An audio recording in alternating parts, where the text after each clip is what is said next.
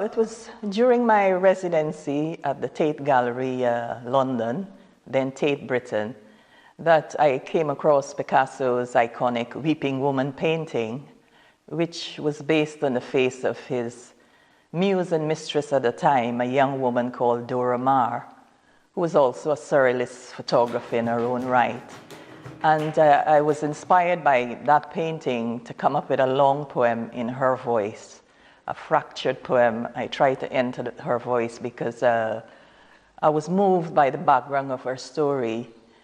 She suffered a kind of mental breakdown after her relationship with Picasso ended.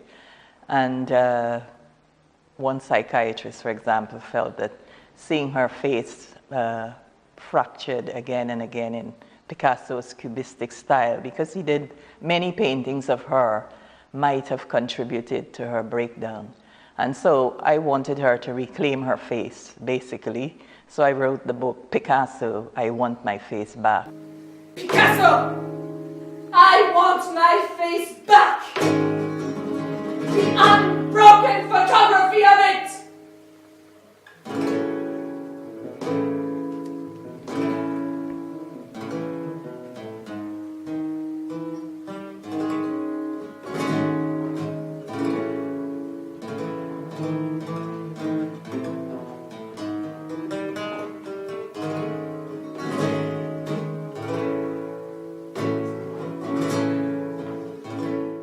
I always felt that I wanted to have Picasso have his say, because all art, in a way, moves towards a kind of wholeness, and I felt that the story wasn't completed without his voice. It weren't for Picasso, you'd hardly be remembered at all. So the idea is for the two of them to have this dialogue against interwoven with flamenco music, dance, and visual images, because I've always been interested, excited by how different art forms inspire one another. Even the gentlest among us, a kind of matador. Do you paints, lifeblood that colors the courses of my veins. And he a grappling bull. They met at the beginning of the Spanish Civil War, and they broke up at the end of the Second World War.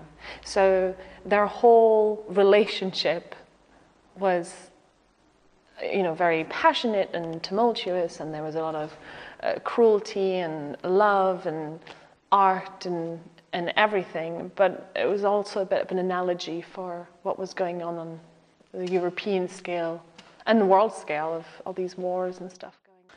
Well, this performance is quite different because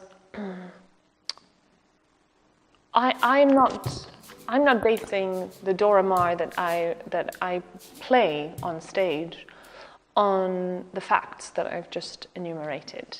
I'm placing, because Dora Maar was a real person, but I can't be that real person. So I have to decide which Dora Maar I'm going to be.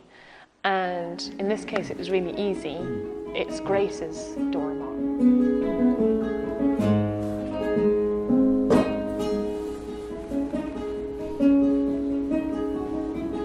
What have I done to myself? I will always be his weeping woman. She's really kind of identified this raw nature in Dora, and that's what I personally identify with. She's someone who is a complete contradiction. So she's fragile, but she's extremely tough. Medusa! Cleopatra, help me find my inner bitch! I fill in the gaps. That's my job, to fill in the emotional gaps. But everything, the framework is there in the words. I need real women to wet the wicks of my brushes and breathe my paintings into being. Muses with tits and asses and toes. I guess she does appear to be a little bit of a doormat, I think. And although she has a real strength of character about her, but she seemed really fragile. So that fragility of her, I think, is what Picasso tried to get in his art, the sort of fractured nature of her, and I think when he talks about Dora Maar, he only ever thinks about her crying or weeping, her sad state, never her happy state. I can never make a portrait of her laughing. Of all the women I know, she makes me laugh the most with her black sense of humor. But what to do? I can only imagine her weeping. And I only paint what I imagine, never what is in front of me. Yeah, and I actually really like her work. Slightly more than Picasso's, perhaps. I admire her surrealist style, but photography is not for me. It's too faithful to the flesh. It never perishes into my kind of art.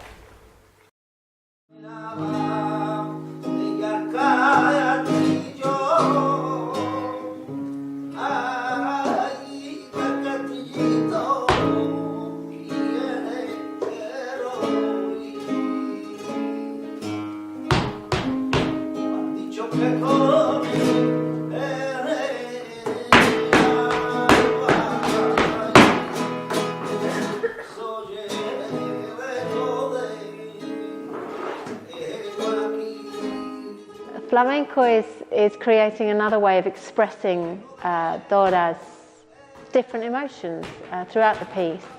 She is feeling anger at Picasso, she's also feeling pride of her own work.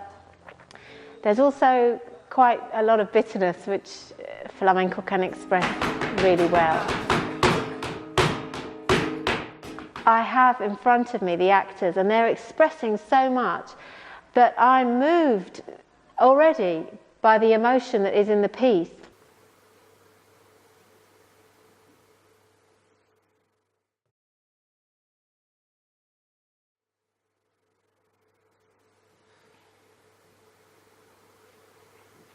I'm allowing what they're projecting to just sort of enter my own body, which it does without me having to think about it. And then I'm already in that place. I'm already in that place of emotion. I'm already feeling. There are times I've been on stage, well, actually every time, where I'm really feeling tearful at some points when I'm just about to move to dance.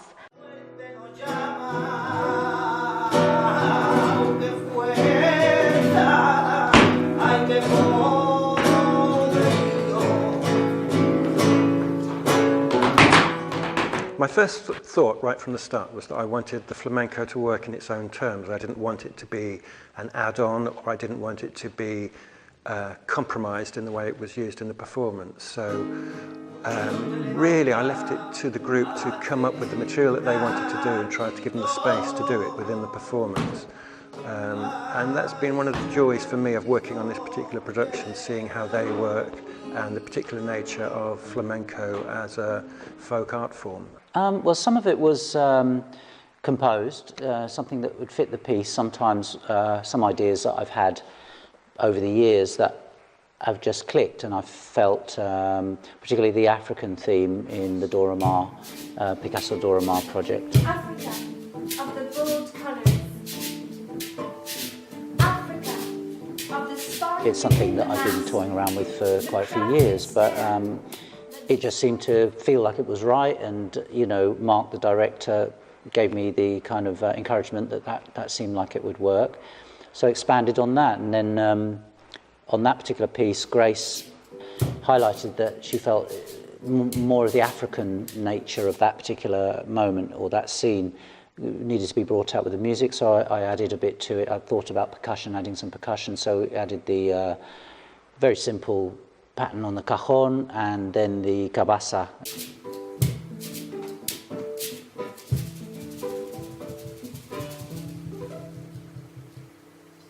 Well, it's really seems to have caught the imagination of audiences in quite a surprising way.